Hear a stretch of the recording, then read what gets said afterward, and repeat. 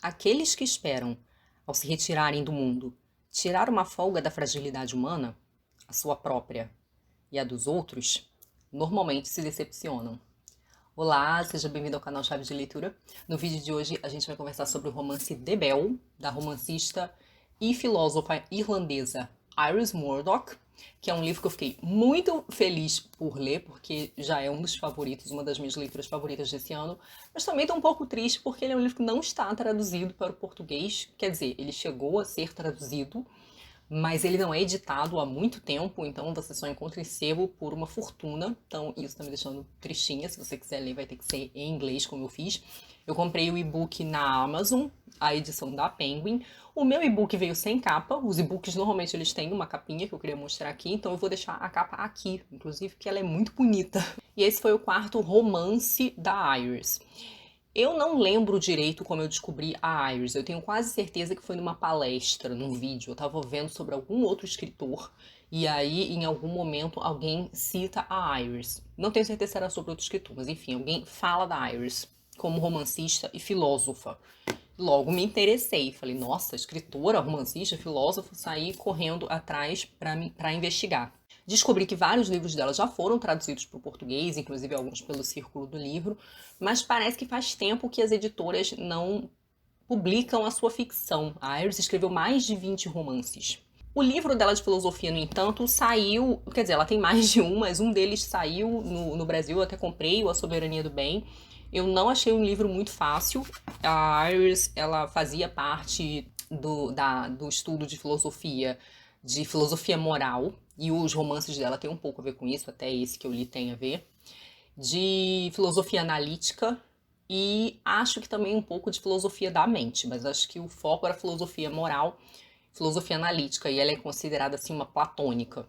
O The Bell é o quarto romance dela, e quando eu decidi que eu ia tentar ler algum romance da Iris, até porque eu conheço poucas autoras irlandesas, embora eu adore a Sally Rooney, talvez seja uma das únicas autoras irlandesas, não sei, não tô me lembrando de mais nenhuma, só lembro da série. Então fiquei curiosa, né, uma escritora irlandesa que ainda por cima era filósofa, decidi ir pesquisar. E o que me levou a escolher esse livro em especial, porque havia outros títulos, é que ele envolvia umas freiras, né? Eu sempre comento aqui no canal que eu gosto muito de coisas envolvendo religião, história da religião, e santo, místico. Eu fui criada na igreja, né? E durante algum tempo da minha juventude eu queria ser freira. E eu ainda tenho um certo fascínio com freira, monge, né? Monjas, enfim. Inclusive eu sigo alguns no Instagram, porque agora eles têm a rede social. E Debel gira em torno de uma comunidade religiosa que tem meio que como autoridade uma abadesa, né? É uma comunidade religiosa bem específica. Eu vou explicar com calma. Esse romance foi publicado em 1958 e eu acho que é interessante pensar isso em relação a alguns temas que tem no livro. O livro é narrado em terceira pessoa e ele acompanha principalmente a perspectiva, minha gata tentada, de três personagens, tá? Ele começa com a Dora, inclusive com um começo assim bombástico. E depois ela acompanha também o Michael e o Toby. Dora, Michael e Toby são pessoas em fases diferentes da vida. A Dora deve ter uns 20 e poucos anos, o Michael tá no fim dos 30 e o Toby é bem novinho, tem 18 anos. A Dora era uma estudante de História da Arte, ou de arte, enfim. E a Dora ela é representada como uma moça muito indiferente. Ela é indiferente aos próprios problemas, aos problemas dos outros. Ela parece uma pessoa assim meio leviana, meio vã, pouca profundidade, não muito inteligente, enfim. E a Dora parece que não tinha muitos laços também familiares profundos. Ela acaba conhecendo um dos seus professores da escola de arte, casando com ele, que é o Paul. O Paul era mais velho. Ele é um homem irascível, agressivo, uma pessoa insuportável, mas ele tem essa aura de respeitabilidade, ele é bem sucedido, ele é conhecido na área dele, ele tem uma situação financeira interessante. Em resumo, a Dora se apaixona por ele pelos motivos errados. Inclusive, em alguns momentos, o livro dá a entender que a própria agressividade dele tinha um quê. A Dora sofre muito, mas tinha um quê de fascínio. Ela tinha uma relação estranha com ele.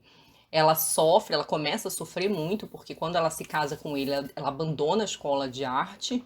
Também com uma relação ambígua, ela fica um pouco triste, mas ela também acha que é bom, porque ela era meio preguiçosa e ela também não tinha muito talento. Mas ela fica totalmente sem propósito e utilidade, função nesse relacionamento. O marido é rico, ela não faz nada o dia inteiro, ela fica entediada, ele é um grosso, eles começam a brigar muito.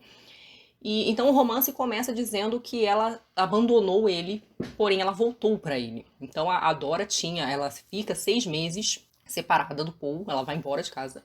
E aí ela tem alguns amantes, enfim, mas ela acaba decidindo voltar para ele. E essa volta inclui essa comunidade religiosa, porque o Paul estava estudando manuscritos medievais que pertencem ao convento de Imber. Então eles vão para essa região de Imber, que fora de Londres, né? A Dora estudava e morava em Londres. Se eu não me engano, o nome do lugar é Gloucestershire, eu não sei pronunciar muito bem. Então ele vai para esse convento de Imber. Ele não pode ficar no convento porque é um convento de monjas enclausuradas. Então ele fica numa comunidade laica. Eu não sei se todo mundo sabe o que é uma comunidade laica. São religiosos laicos ou religiosos seculares. Então, assim, são pessoas que podem se casar, podem trabalhar no mundo, mas eles fazem uma espécie de voto, mas não é o voto restritivo dos monges, né? Então eles não precisam ficar enclausurados, nem usar roupas específicas, eles podem trabalhar fora, casar, enfim, mas eles seguem uma vida religiosa, inclusive com aquelas orações das horas canônicas, né? Então várias orações ao longo do dia. E uma comunidade de serviço voltada para a vida religiosa, vida contemplativa, né? Uma vida semi-contemplativa. Então, o Paul, ele está hospedado na casa da comunidade laica, que é uma casa, um casarão, que fica próximo ao convento. Então, quando a Dora volta para o Paul, ela precisa voltar para lá, porque Paul não está em casa quando ela volta, né? Então, ela vai para Imber. Ou seja, a ida da Dora para Imber é meio acidental, assim, né? Uma coisa meio não tem nada a ver especificamente com ela, né? Ela não decide para lá, ela só vai para lá porque o Paul tá lá. O outro personagem que a gente acompanha no livro é o Michael. O Michael é o fundador da Irmandade Laica. Ele é o dono da casa, né? Então ele tem essa família que tinha posses e ele é herdeiro, então, desse casarão que fica do lado do convento, e ele decide transformar esse casarão na sede de uma irmandade religiosa secular. Eles são igreja anglicana, tá? Não é catolicismo, embora essas freiras sejam beneditinas, mas da igreja anglicana. Então Michael decide reformar a casa e transformá-la nessa sede dos irmãos da Irmandade Secular. E ele vira então o líder. Embora ele não tenha muito perfil de liderança, tem um pouco essa tensão aí dentro da Irmandade. E o Michael, ele era um professor, ele é uma pessoa que tem um senso de propósito religioso, de sentido religioso na vida dele, como se ele tivesse uma espécie de destino. Mas o Michael é gay, né? Então o Michael, ele tem alguns problemas, só lembrando que o livro é de 1958. Aparentemente, o livro ele sai apenas um ano depois de a Inglaterra descriminalizar a homossexualidade, porque durante um tempo lá era crime, né? Então era muito recente, o livro sai muito recentemente, a lei que descriminaliza. E ao mesmo tempo que essa irmandade tem para o Michael um significado de propósito, de algo que ele acha que ele vai deixar ele feliz, que ele precisa fazer, porque ele é um homem religioso, ele tem uma coisa de recomeço também, porque o Michael tem alguns problemas. É que eu vou tentar evitar dar os spoilers importantes. Então, assim, o Michael tem alguns problemas com o fato, com a sua sexualidade, problemas concretos. E ele acaba vendo como uma espécie de recomeço. Ele sai de Londres, ele vai para esse lugar mais afastado. E Imber tem todo um clima assim meio paradisíaco, meio fora do mundo. É meio no mundo, mas fora do mundo, né? É uma comunidade super pequena, tem poucas pessoas. Bem no meio assim de bosques, né? E tem um grande lago em volta, uma propriedade antiga, a qual estão ligadas algumas lendas medievais, em especial ao mosteiro, né, das monjas. Então tem uma lenda envolvendo um sino, envolvendo uma monja fugida, né? E esse lago. E Imber Abbey acaba sendo um personagem também, né? Então, assim, a casa, a muralha, o lago, a torre, o sino, o mosteiro, tudo é narrado com de forma muito vívido. A passagem do tempo lá também, porque como é um lugar muito próximo da natureza, tem muita descrição do clima, do tempo, do calor, do frio, da luz, da lua, e tudo muito simbólico também. O lago tem uma simbologia, o sino tem uma simbologia, um romance muito simbólico. E você sente mesmo o Imber como uma espécie de personagem. Ele chama Imber Court, né? Então, assim, você tem o Imber Court seria a Irmandade mais o mosteiro, né? O Imber Abbey. Mas Imber seria uma espécie de região, tem a vila também, né? The Village, eles falam no romance, que é onde morariam as outras pessoas, fora ali daquela região que se reconfigurou como uma região religiosa, né? Então, Imber tem esse clima paradisíaco, né, pela beleza natural, a beleza dos prédios, do lago, dos bosques, dos pássaros, é um lugar que tem muitos pássaros. Mas ele é um paraíso que parece que esconde os demônios, assim, né, para todo mundo, né? Embora a gente acompanhe de modo mais aprofundado esses três personagens, todo mundo ali tem um passado. A gente não acompanha o passado de todo mundo, da Irmandade, por exemplo. A Irmandade é bem pequena, se vocês estiverem se perguntando. São poucas pessoas, deve ser no máximo umas 10 pessoas. Tem um casal, tem um cara que é mais responsável pela plantação, porque essa Irmandade, para se sustentar, eles têm um mercado onde eles vendem as coisas que eles cultivam. E tem uma menina bem novinha, recém-chegada, chegada há pouco tempo, que a Catherine, ela deve ter. Ela não é tão novinha, ela deve ter uns 20 e poucos anos também. E ela pretende entrar, ser uma das monjas enclausuradas, então ela tá passando ali um período com a comunidade antes de ir pro convento. E por fim, a gente tem o último personagem, que é o Toby, desses que a gente acompanha, que é um rapaz de 18 anos que está prestes a ir para Oxford para estudar engenharia, né? E aí o Toby, ele assiste uma palestra de um dos participantes da Irmandade, que é o James, ai meu Deus, como é o nome dele? James Pace. E ele se interessa. O Toby é uma pessoa que parece que tem interesse em vida consagrada, que vê com bons olhos a vida religiosa, ao contrário da Dora. Dora não tem religião. Então, assim, a Dora, inclusive, se surpreende. Meu Deus, o Paul, né? Meu marido acreditava em Deus. Ela tem meio que esse choque, essa revelação. Mas o Toby via com bons olhos e ele decide, então, antes de ir pra Oxford, passar um tempo lá. Mas o Toby é um rapazinho super inexperiente. Esse James, que é o cara que dá a palestra, rola uma disputa de liderança com ele e o Michael, porque o Michael, embora seja o arquiteto do plano, o dono da casa, quem de fato começou a iniciativa, o James é muito mais carismático do que ele, fala mais, ele tem meio esse espírito de pastor, que o Michael não tem. O Michael é meio desajustado, parece um pouco mais introspectivo, parece muito inseguro, né? Então rola um pouco essa tensão de poder ali entre eles, entre o cara que fala melhor e parece mais seguro e parece mais determinado, obstinado, e o outro que, inclusive com um poder talvez de inspirar as outras pessoas maior. E o Michael, que é meio que esse cara que é o líder por direito, mas que não tem muito talento. A ida para Imber vai significar coisas diferentes para esses três personagens. Como eu falei, para o Michael tem um pouco de recomeço, né? Sair um pouco do que deu errado na vida dele no passado, mas também uma coisa de propósito, porque o Michael era de fato uma pessoa religiosa e ele ambicionava se ordenar padre. O sentido para a Dora tá algo mais próximo de um recomeço, embora a Dora fique meio perdida, ela chega lá, não sabe muito o que fazer, não entende muito qual é daquela irmandade, ela fica meio que tentando aprender qual é dessas pessoas, não tem muita identificação com eles. Mas a Dora parece ter uma identificação imediata com o lugar, assim, embora ela não se comova particularmente com o objetivo da Irmandade, ela sai para andar pela cidade, para andar pelo lago, ela se sente automaticamente atraída pelo lago assim que ela chega. Então ela tem uma espécie de atração e fascínio com o lugar, com a beleza do lugar. E a passagem dela por Imber vai ter muito a ver com algumas descobertas sobre si mesma e a possibilidade de um recomeço, porque a Dora sofre muito por esse relacionamento com o Paul. O Paul é muito grosso, ele é muito agressivo.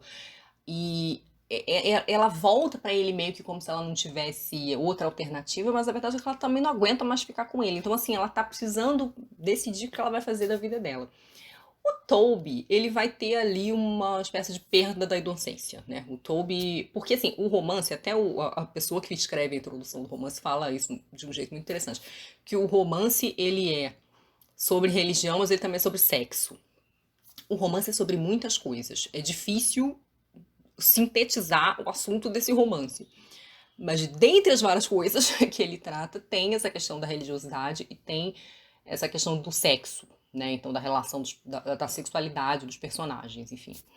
E acho que não é só do sexo, acho que é do desejo erótico, né? E do amor.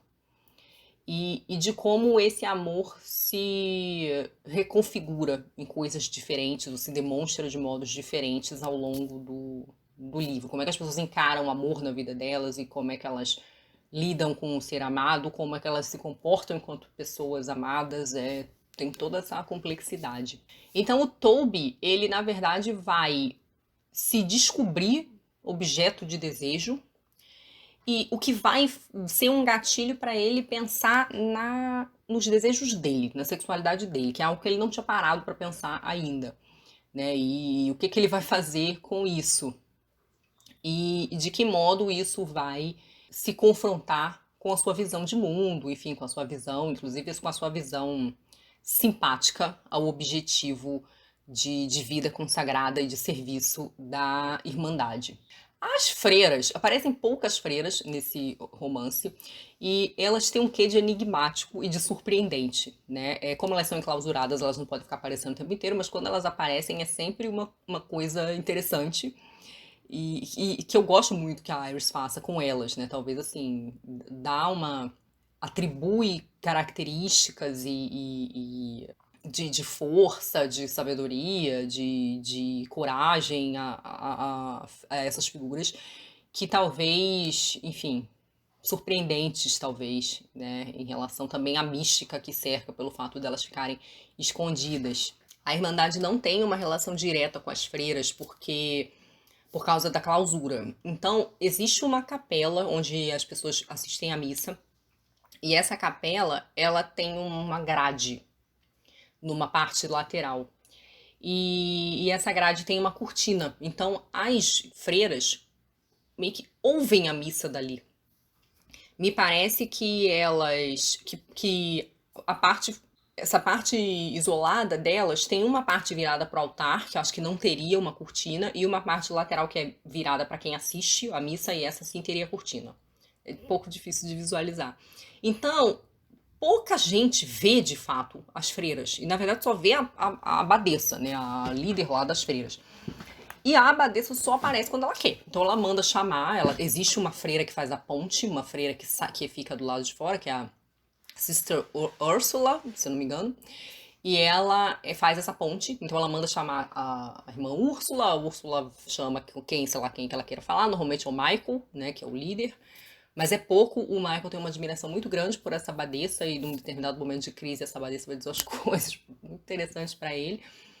Mas essas abadesas, elas têm esse caráter de uma certa sabedoria calma, né? Uma certa generosidade na hora em que elas... nos poucos momentos em que elas aparecem. Vou tentar falar um pouco porque que eu gostei tanto do livro, assim. A Iris toma o seu tempo com os personagens, ela mergulha nos personagens, e eu falei que ela era bem platônica, e tem até uma coisa interessante na introdução do livro, que a pessoa que escreve a introdução fala que os diálogos dos personagens são tanto quanto platônicos. Isso não tinha me ocorrido, mas existem de fato diálogos ou falas longas desses personagens. Tem uma cena em especial, na verdade são duas cenas confrontadas, é É uma hora em que o Michael e o James vão dar uma espécie de... Não é uma espécie de palestra, é como se fosse um sermão, né? Eles têm o serviço religioso, então numa semana o James dá e na outra o Michael dá, e eles dão a sua visão moral e religiosa, que dá pra ver que é bem diferente, bem contrastante, né? O James é muito um cara dos deveres e das obrigações e das regras e da simplicidade e das ações simples. Ele é uma pessoa que vê a vida de um modo muito simples. Existe o certo e o errado, você segue o que é certo e pronto. E o Michael não. O Michael é um cara mais da fantasia. As coisas para ele são mais complicadas, ele não é tão fácil para ele reduzir as coisas a regras. Existe uma certa consideração maior da personalidade das pessoas. E, e o Michael tem uma tendência a transformar o seu amor erótico, seu amor sensual, em amor ágape. Então ele meio que transforma em amor religioso, assim, né? O sentimento, quando ele tem sentimento amoroso por alguém. Ou seja, o Michael tá numa confusão emocional muito maior do que o James. E esses dois momentos de sermão é que talvez se assemelhassem de fato mais a um diálogo platônico. Mas cada personagem, assim, a gente vai acompanhando os momentos, as perquisições, as percepções, as reflexões desse personagem. É bem mergulho, assim, nos personagens, e eu adoro isso. Os personagens têm muitos momentos sozinhos, né? Essa coisa de Amber ser meio destacada na cidade, né, do burburinho, faz com que os personagens empreendam um movimento meio de autoexame, que culmina numa crise, necessariamente, né? Em especial para a Dory e para o Toby, né? A Dory e o Toby vão fazer descobertas sobre si mesmos que vai culminar numa crise, vai culminar numa tomada de postura diante da vida. Como a ida do Michael para Amber é mais planejada, é o planejamento dele, né? É a tentativa consciente já dele de recomeço. O que vai acontecer com o Michael ali é mais diferente, assim, né? Ele vai fazer algumas descobertas também sobre si mesmo, não exatamente felizes, mas o Michael, ele é meio traído, assim, pela ideia de que ele já estava tentando fazer algo, né? Ele já estava buscando uma espécie de propósito, já tinha, de uma certa forma, tomado uma posição diante da vida, mas o problema é que ele vai perceber que ele não estava percebendo coisas importantes.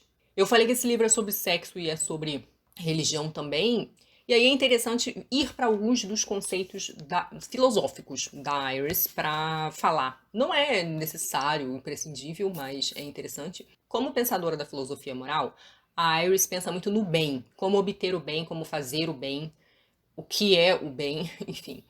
E ela vai pensar muito nisso nessa comunidade religiosa.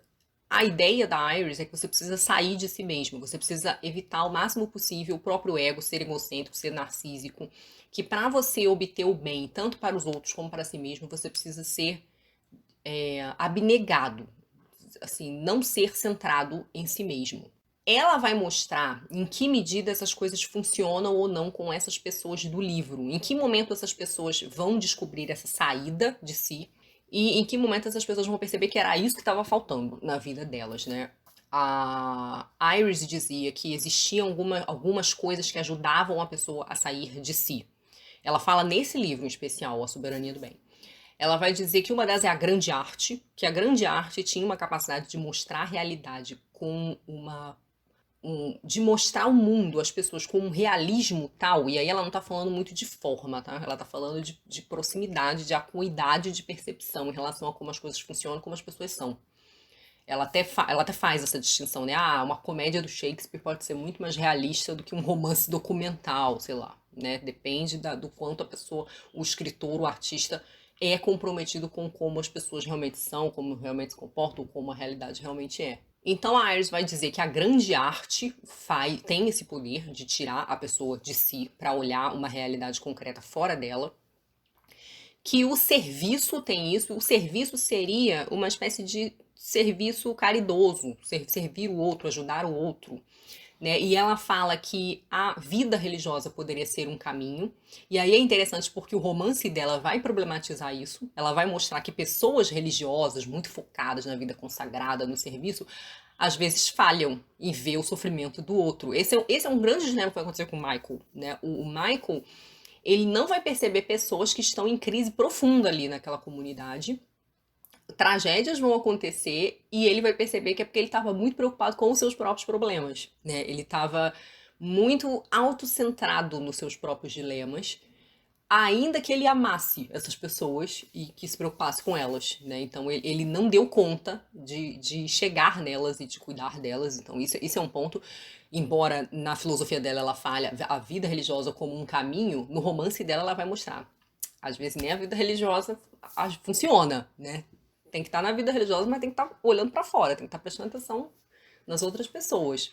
Então tem essas cenas interessantes. Uma delas, em relação à arte, é interessantíssima com a Dora. A Dora já tá lá entediada, não aguenta mais essa mala sem alça, que é o Paul. Ela decide voltar para Londres. Ah, vou para Londres, vou passear em Londres, vou ver meus amigos.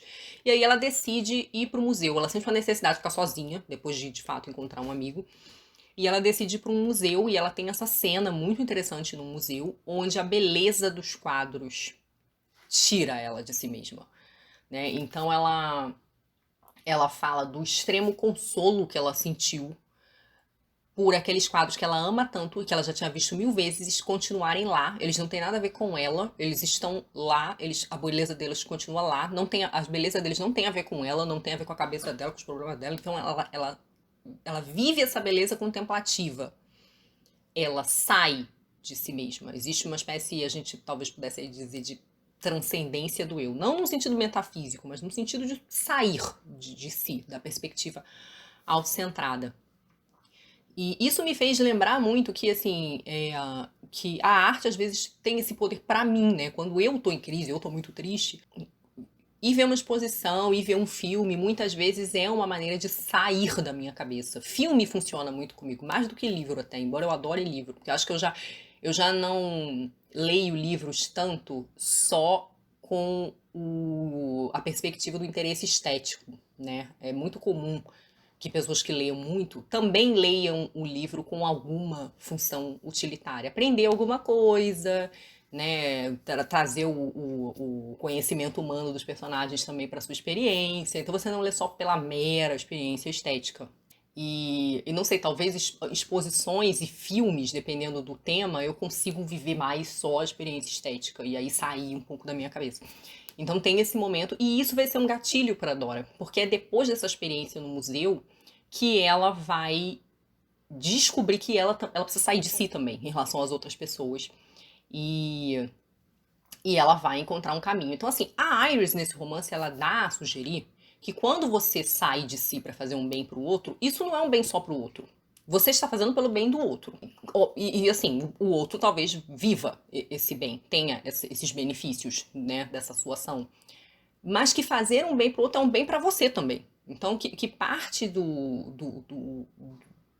bem na vida individual é sair da perspectiva autocentrada. Essa perspectiva da Iris me interessa muito, tá? Eu tô longe de... não sou filósofa, nem estudiosa do assunto, mas todos os autores que falam um pouco de sair dessa perspectiva autocentrada e narcísica me interessam, né? Byung-Chul Han tá aí falando também um pouco sobre isso, né? De como, da contemporaneidade como essa overdose do eu, né? Então, essa saída de si é algo que me interessa bastante. Simone Weil, que eu tenho lido aí um pouco também, exercício de atenção para fora, para o outro, para a realidade. Então, esses assuntos têm me interessado. Inclusive, citei a Simone Weil aqui, a Murdoch é leitora da Simone Weil, cita em alguns momentos aqui na Soberania do Bem. Espero em algum momento conseguir falar de Simone Weil aqui no canal. Eu acho difícil, essas autoras filósofas me interessam, mas não é minha área, então eu sempre acho difícil. Nem sempre tenho certeza que estou entendendo direito o que elas estão falando. Então o romance ele também vai trabalhar com essa ideia de como fazer o bem. E tanto nas pessoas que percebem um caminho para fazer, como naquelas que perderam a oportunidade de fazer. Então o romance é interessantíssimo nesse sentido, mas eu tava falando das coisas que fazem o romance ser interessante, né? Existe essa lenda em relação ao sino, e num determinado momento, assim, em alguns momentos, mas num em especial, o livro ele ganha ares de aventura medieval, assim, porque tem essa lenda em relação ao passado medieval da abadia. E alguns personagens vão entrar nessa pira da lenda, assim, e vão acontecer umas coisas maravilhosas, umas coisas misteriosas que acontecem de noite, aventura, perigo, madrugada, chuva, sabe? O livro entra numa coisa meio de sonho, assim, sabe? Que é muito boa. Uma situação que acontece com o Michael, bem ainda pela metade do livro, assim, talvez é um dos primeiros momentos de crise dessa comunidade em Ember, também acontece num clima meio de sonho, noite, luzes, uma coisa meio doida. Então, assim, eu gosto muito como a Iris reconstrói um pouco esse climão de aventura medieval. E se eu não me engano, foi na introdução do livro, do romance, que o autor falou que a Iris, ela dizia que as melhores histórias eram essas, eram as histórias de aventura. E como ela gostava muito de romances que valorizassem o personagem como uma criatura real, né? Ela fala muito que ela gosta muito do Dickens e que ela gosta muito dos russos. Os russos fizeram até mais sentido pra mim do que o Dickens, porque eu acho que o Dickens talvez estaria ligado à coisa das histórias das aventuras. Mas da construção dos personagens, acho que os russos, né? Os russos têm essa coisa de fazer personagens muito complexos, né? Em situações exasperantes, né? Achei a associação me interessou muito, de fato. Eu acho que os russos são autores de grandes personagens. E o livro da Iris tem essa coisa que, assim, foi muito interessante ler a filosofia da Iris e entender, por exemplo, o lugar das discussões sobre o bem e sobre a religião no livro dela. Mas o livro dela não é um romance de tese. Eu acho que é isso que eu gosto. Os personagens escapam um pouco das teses dela. Uma das teses que eu acho onde fica mais claro que tem esse escape é que a Iris ela é muito contra o autoconhecimento. Ela acha que autoconhecimento, né, é um negócio que você tem que fugir. Porque o ego, ele tem um quê de fascinante que se você olha demais pra ele, você não consegue olhar pra mais nada. Você fica meio bestificado com o seu próprio eu, assim. Então ela não gosta muito. Ela fala, não, eu não acho uma coisa aconselhável ir atrás de autoconhecimento. Inclusive, ela critica pra caramba os existencialistas. Achei interessantíssimo isso. Eu que normalmente gosto, né, dos existencialistas. Camus, te amo, querido. Mas ela tem essa coisa de, tipo assim, os existencialistas são uns iludidos, né? Esse negócio de liberdade, escolha, né? Tipo, porque a Iris, ela tem uma leitura muito interessante do Freud. E ela acha que o nosso inconsciente faz com que a gente faça coisas que nem, não necessariamente tu vai saber o que você está fazendo. Isso é muito marcado nesse romance. O personagem ser traído pelos próprios atos. Michael, então, que o diga, né? Então, aquele personagem que ele tem uma vida toda planejadinha, todo bonitinho, eu tô aqui seguindo meu caminhozinho, todo bonitinho, predestinado, refletido. Aí você vai lá, faz um negócio que você fica assim, nem você entendeu o que você fez esse negócio, assim. E nesse sentido, o lago é uma metáfora muito interessante, porque o lago é um símbolo, eu acho que da alma desses personagens. E o lago é descrito como muito lamacento e cheio de ramagens, cheio de plantas. Então alguns personagens vão nadar no lago. Então eles ficam presos na lama, eles ficam presos na planta. É um nado que, assim, alguns nadam com mais desenvoltura, mas outros não. E a relação dos personagens com esse lago é muito interessante, porque tem aquele personagem que é atraído pro lago, mas só fica ali dando a volta na bordinha. Tem aquelas pessoas que evitam o lago e que quando chegam no lago só passam pela superfície, pegam um barquinho e passam na superfície, porque uma das casas da essa abadia ainda tem isso de estranho. Ela tem uma casa para visitantes, é um tipo um cottage, né, um lodge. E para você chegar lá, você tem que atravessar o lago. É um lago em forma de L. Se eu não me engano, a casa fica no meio do L, né, na junção. Então, para você ir de um lado para cá, daqui para cá, ou você dá uma volta enorme por fora, ou você, eu acho que é isso, se eu entendi, tá? Ou você tem que pegar um barco. Não fez nenhum sentido essa descrição que eu fiz, mas enfim. Para você chegar nesse lodge, você tem que atravessar um braço do lago. Então, algumas pessoas só passam superficialmente no lago, ali no barquinho, outras pessoas vão nadar, vão mergulhar, vão investigar o que tem no fundo do lago. Então, assim, isso me parece, às vezes, a relação que as pessoas têm com o autoexame, com a própria confusão mental e espiritual. E é nesse sentido que eu acho que o romance às vezes escapa da própria Iris, porque uma leitura possível da relação que essas pessoas têm com esse lago, a pessoa não sabe nadar, caiu no lago, fica lá quase morrendo. Isso também é uma situação que acontece. Me parece que tem a ver com a consciência que as pessoas têm sobre as próprias emoções. Elas estão querendo saber das próprias emoções, elas estão investigando, elas estão fugindo, né? Elas estão só superficialmente, olha assim, só em volta, né? Dá um mergulho, vai lá, de tentar descobrir o que aconteceu. Então, assim, é uma leitura possível. Embora a Iris mesma de certa forma, diga que não curta muito. E não dá, eu acho, pra dizer, pelo romance, que é ruim pros personagens. Né? Que, tipo assim, na medida em que eles têm X relação com o lago, e essa relação é um espelho da relação que elas têm consigo mesmos, com seu próprio autoexame, sua própria análise, que isso culmine numa coisa ruim pros personagens depois. Pode culminar ou não, depende. Então, esse é um ponto, eu acho, do romance, é uma leitura possível que não necessariamente bate com a filosofia dela. Embora, pelo que eu entendi, esse livro aqui foi escrito uns 20 anos depois do romance, tá? Ou pelo menos compilado. Esse é um livro que tem 3 ensaios. Então, eles foram reunidos depois nessa edição. E eu não acho que eles tenham sido publicados todos ao mesmo tempo.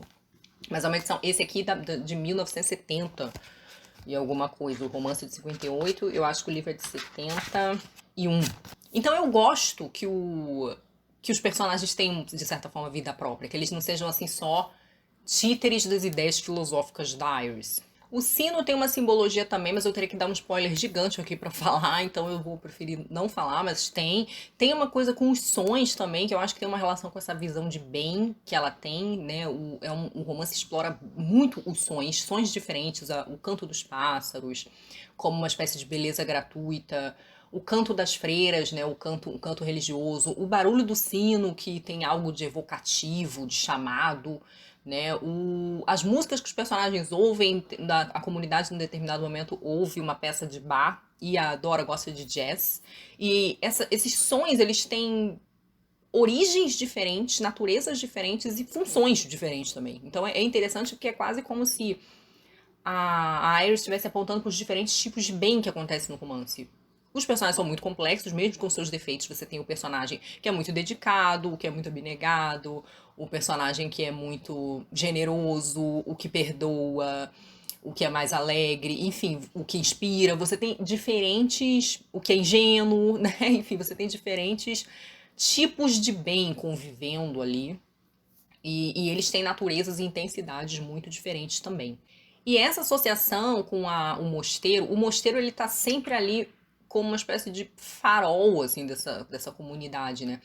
Então essas comunidades, elas ficam muito... As pessoas, né, os personagens, pelo menos os 3 principais, mas os outros também um pouco, em certa medida, eles ficam o tempo inteiro analisando os seus desejos, as suas ações, as consequências dos seus atos, em relação àquelas mulheres enclausuradas ali, que decidiram, de certo modo, se retirar do mundo para viver uma vida meramente religiosa. Uma vida que também é voltada para fora de si, né? A vida consagrada é uma vida consagrada a Deus. Então, assim, os monges e as freiras decidem se retirar do mundo para viver nessa vida de louvor o máximo possível, né? Então, assim, existe também o trabalho, o serviço, dependendo da ordem, mas é uma vida em que onde eles possam rezar o máximo possível, louvar a Deus o máximo possível, né?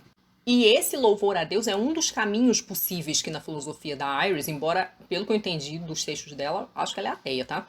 Ela não se identifica com religião, não, mas ela dá a entender que esse poderia ser um caminho de saída de si, né? Mas esse clima de lugar meio paradisíaco, com essas freiras próximas e essas lendas, faz com que os atos dos personagens se deem num clima meio de sonho, assim, de magia. Tem uma atmosfera meio irreal no livro. Embora os personagens pareçam muito verossímeis, quando coisas importantes acontecem, elas parecem estar acontecendo quase numa história gótica, assim, tem uns momentos, assim, meio nebulosos, assim, é muito interessante essa atmosfera que ela cria, eu adorei. E o livro é muito também sobre a responsabilidade pelos atos, sobre as consequências dos atos, eu acho, dos personagens e a sua responsabilidade em relação a eles. O que faz com que eles, em algum momento, precisem tomar alguma postura em relação ao que eles fizeram, a consequência do que aconteceu, enfim, examinem, reexaminem a sua vida. Eu gostei muito, como eu acho que ficou claro que é difícil falar, assim, sintetizar do que trata o romance, mas eu amei o romance. Não foi um romance que eu li muito rápido, ele é um livro denso, ele é um pouco lento, foi uma leitura demorada para mim, eu acho que eu fiquei 1 semana e meia, mais ou menos, lendo esse livro, mas é um livro que me causou muitas reflexões, inclusive me impeliu a ir lá tentar ler o livro filosófico da Iris. Eu não li esse livro todo, inteiro, ele é difícil. O primeiro ensaio eu meio que desisti, eu dei uma parada e passei pro próximo, e aí eu li os outros dois, porque não é muito fácil pra mim, né? Não tô acostumada com filosofia analítica, mas eu queria ler uns fragmentos, eu traduzi uns fragmentos para que quem não entende inglês pescasse, né, as maravilhas do livro. Uma delas me parece que surge numa reflexão do Michael, se eu tô me lembrando bem. Pode ter sido o narrador que disse, mas como o narrador desse livro tem algo de indireto livre, né? O narrador que fala os pensamentos do personagem também, né? É onisciente. E ele fala assim: o poder espiritual era de fato como a eletricidade, no que ela tem de mais perigoso. Ele pode gerar milagres benignos, mas também pode causar a destruição. Não poderia concordar mais com ele. Acho que a gente vê muito isso em relação à religião de modo geral, né? No Brasil, fora do Brasil, enfim. Pode ser um negócio de mudar a sua vida, de te salvar mesmo, mas também pode ser um negócio de destruir, de acabar com você. Tem uma outra passagem que eu gosto muito que tem a ver com. E me perdoem as traduções capengas, tá, gente? Não sou tradutora, não.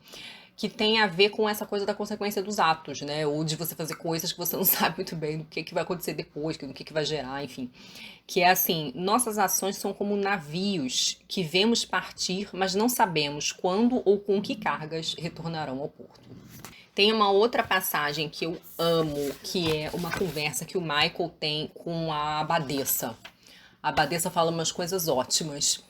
E tem um momento em que ela fala. Ela sabe. É uma coisa meio enigmática. Parece que ela sabe de uma coisa séria que aconteceu com o Michael, embora ela esteja enclausurada. Como que ela sabe? Não sabemos. Mas parece que ela sabe, pesca, não sei se ela tem seus informantes, enfim. E aí o Michael tá meio lá em crise, conversando com ela, e aí ela fala pra ele assim: lembre-se de que todas as nossas falhas são, em última análise, falhas no amor. O amor imperfeito não deve ser condenado e rejeitado, mas aperfeiçoado. O caminho é seguir sempre frente e não voltar atrás. É interessante isso porque dentro da discussão, eu por acaso li um livro do Lewis que falava sobre isso, né? E C.S. Lewis, que é um escrito mais filosófico, que é o Cristianismo Puro e Simples. E ele vai falar disso, né?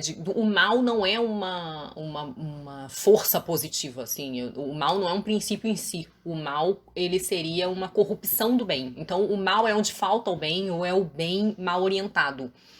E essa fala da monja pra ele tem a ver com isso, né? Que é o amor. As nossas falhas são falhas do amor. Então, assim, isso é bem complexo, tá, gente? Falando assim, soa um negócio meio platitude e simplório, mas é bem mais complexo. Mas eu acho que se relaciona com isso que ela tá falando aqui. Mesmo o mal visa a um bem. Às vezes é um bem de quem tá fazendo a coisa, né? Sei lá, a pessoa vai cometer uma violência contra alguém. Ela tá se vingando. Ela tá buscando o bem dela mesma, né? Então, assim, a pessoa nunca tá buscando um mal em si. Ela escolhe entre dois tipos de bem, um bem superior ao outro, ela escolheu o inferior, que é o bem egoísta, que seria um bem visando o bem comum. Isso tem muito a ver com a reflexão da Iris, né? Dessa coisa de você ser mais egoísta, narcísico, do que pensar no todo, no bem coletivo, né? Enfim. Então é isso, foi um livro que eu amei ler. A minha câmera já começou a dar problema, a gente tá até aqui com a luz apagada, porque eu precisei tirar a fonte de uma das minhas lâmpadas para ligar na câmera, porque a bateria da câmera acabou. Falei pra caramba, mas assim, eu amei o livro. E se você lê em inglês, eu recomendo muito, eu adorei. Acho que é um livro muito rico, muito profundo, é um livro que te absorve, acho que ele junta coisas muito interessantes, essa coisa dos personagens vívidos, de uma atmosfera meio fantasmagórica, de pessoas em crise, de questões complicadas, essa questão da sexualidade com uma questão de fé e de fazer o bem, né, uma questão ética, moral. Então, eu adorei. Eu faço um apelo para que alguma editora traduza, né, traga os romances da Iris para cá. E eu me pergunto aí aos meus leitores amigos se vocês chegaram a esbarrar aí com alguma dessas edições antigas, né? Ela tem um outro livro que se chama The Sea, ou seja, o Mar. Acho que é o outro romance dela sobre o qual eu ouvi falar mais, além do The Bell, né, do Sino. E é isso. Fiquei muito feliz. Foi um investimento assim, de tempo e leitura muito bom com a Iris, porque foi uma descoberta que realmente me deixou muito feliz. É isso, gente. Muito obrigada pela companhia aí no vídeo extenso e talvez um pouco confuso. E espero que vocês estejam bem. Beijinhos e até a próxima. Tchau!